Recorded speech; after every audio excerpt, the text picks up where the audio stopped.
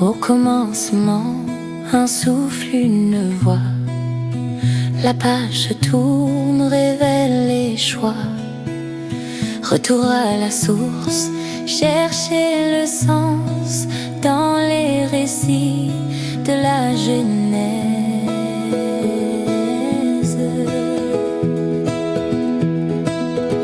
Bienvenue dans Fondation, un écho, une révélation.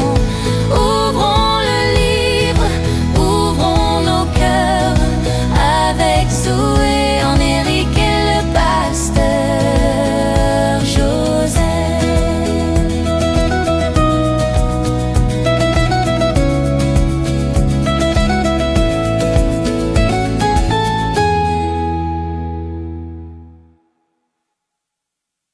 Bonjour à tous et bienvenue à nouveau dans Fondation, le podcast dans lequel nous plongeons ensemble, épisode après épisode, dans les profondeurs de la parole de Dieu, pour y puiser les vérités et clés fondamentales sur lesquelles nous devons bâtir nos vies au quotidien.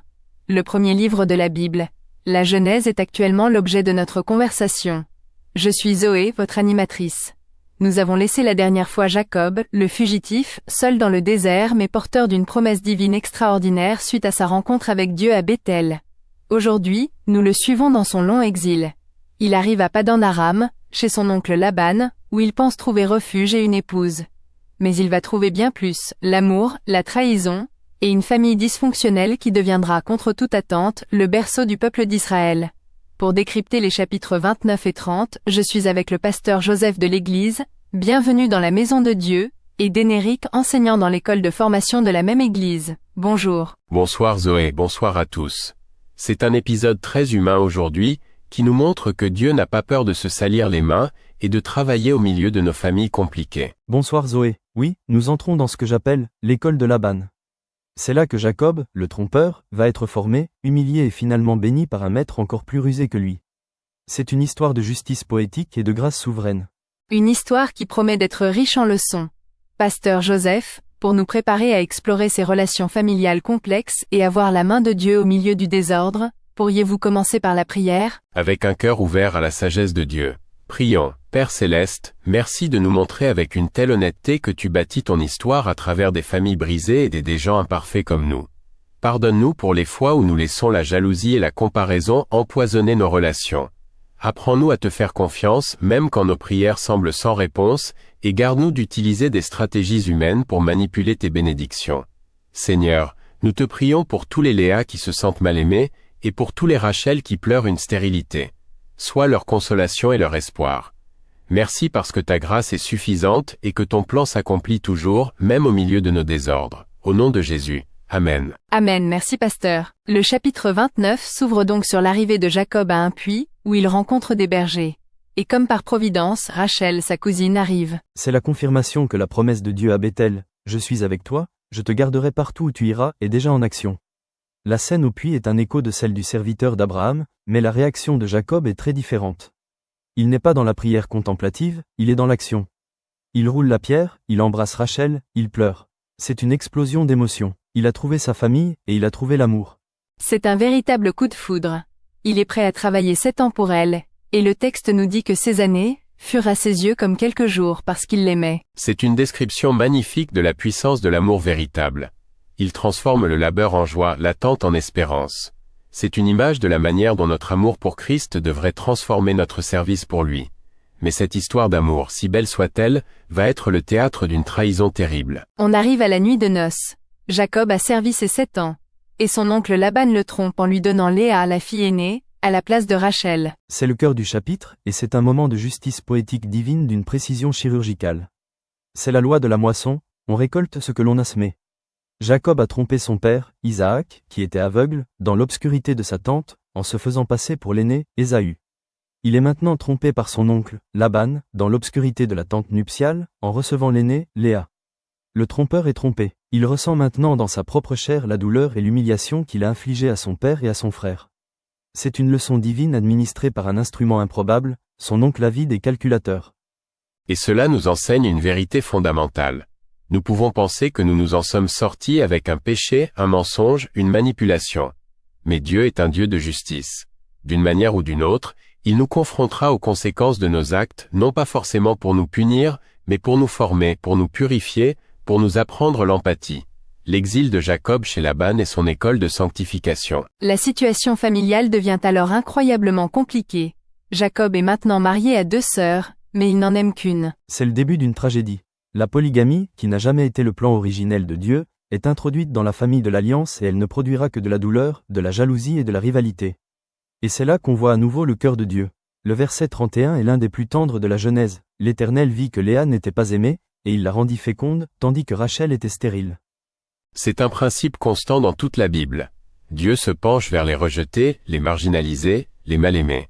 Léa est la femme non désirée, la victime collatérale de la tromperie de son père et du désintérêt de son mari.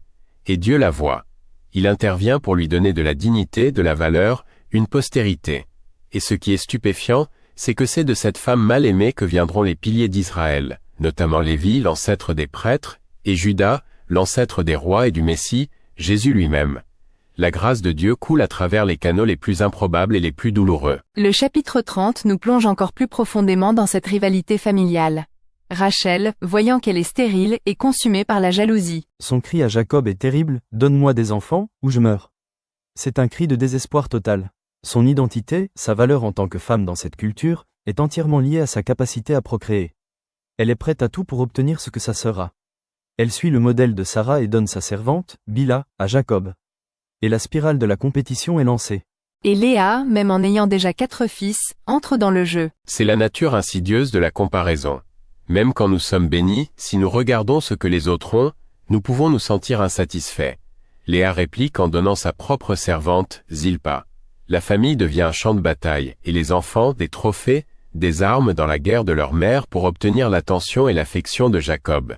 C'est une tragédie qui nous avertit sur les dangers mortels de la jalousie et de la comparaison, même au sein de l'Église ou de nos familles. L'épisode des mandragores est particulièrement étrange. C'est l'illustration parfaite du contraste entre la superstition humaine et la souveraineté divine. Les mandragores étaient considérés comme un aphrodisiaque ou un remède à la stérilité. Rachel est prête à vendre une nuit avec son mari pour obtenir cette solution magique. Et l'ironie est totale, ce n'est pas Rachel qui conçoit, mais Léa. Le texte nous montre que les stratégies et les remèdes humains sont vains. C'est Dieu seul qui est l'auteur de la vie.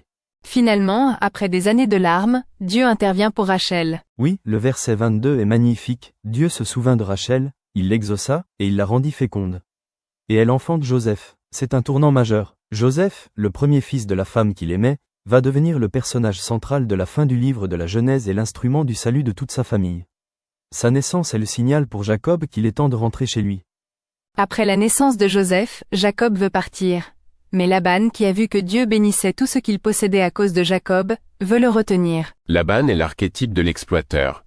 Il reconnaît la bénédiction de Dieu sur Jacob, mais il veut la garder pour son propre profit.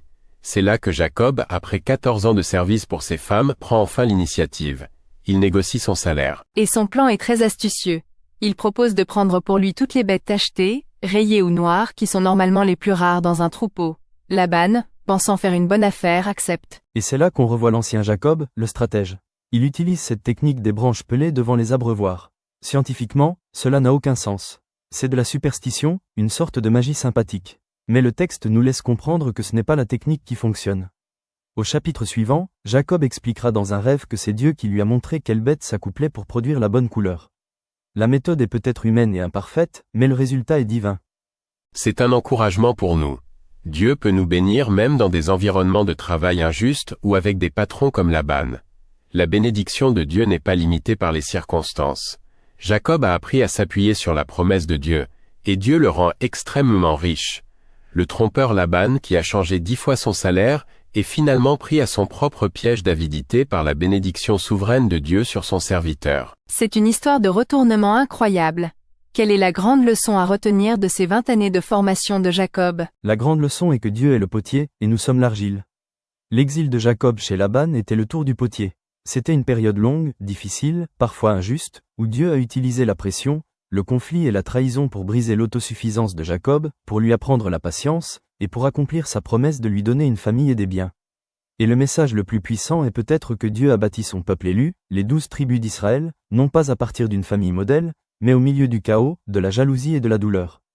Et si Dieu peut faire cela, il peut aussi travailler au milieu de nos propres désordres. C'est une parole pleine d'espoir. Pasteur Joseph, pour conclure, quelle prière pouvons-nous faire monter à Dieu? Prions, Père Céleste, merci de ne pas nous abandonner dans nos imperfections. Nous voyons dans l'histoire de Jacob et de sa famille un miroir de nos propres jalousies, de nos manipulations et de nos douleurs. Pardonne-nous. Nous te prions pour tous ceux qui se sentent comme Léa, mal aimés et invisibles, voilés et bénis-les.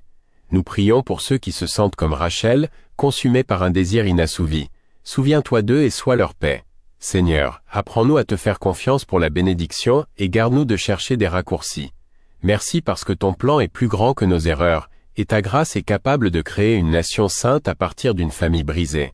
Fais de même dans nos vies. Au nom de Jésus. Amen. Amen. Merci infiniment à vous deux pour cette exploration si honnête et si profonde de ces chapitres. Jacob est maintenant riche, à la tête d'une grande famille. Le temps de l'exil est terminé. Mais pour rentrer chez lui, il doit faire face au plus grand obstacle de sa vie, le fantôme de son passé, son frère Ésaü, qui l'a trompé 20 ans plus tôt et qui a juré de le tuer. La semaine prochaine, nous assisterons à la nuit la plus importante de la vie de Jacob, une nuit de lutte mystérieuse avec Dieu qui le laissera boiteux, mais avec un nouveau nom. Ne manquez pas le prochain épisode de Fondation. Aussi, n'hésitez pas à vous abonner si ce n'est pas fait, à commenter et surtout à partager ce podcast, pour le bien de tous ceux que vous aimez. L'Éternel vous bénisse et vous garde.